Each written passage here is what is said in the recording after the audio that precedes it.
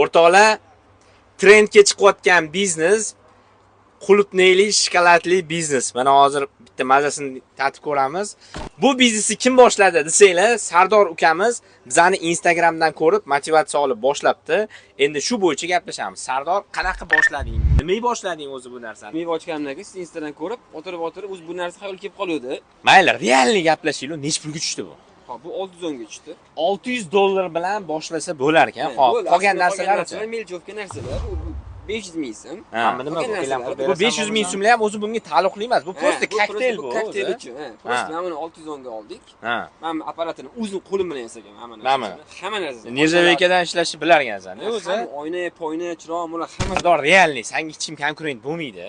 Buni dannilarini berasanmi so'raganlarga? Beramiz. Qaranglar o'rtoqlar, kommentariyaga Meduza deb yozsanglar, chunki buni brendi Meduza ekan, Instagramda atmetgan qilib ketamiz. Meduza deb yozsanglar, Sardor sizlarga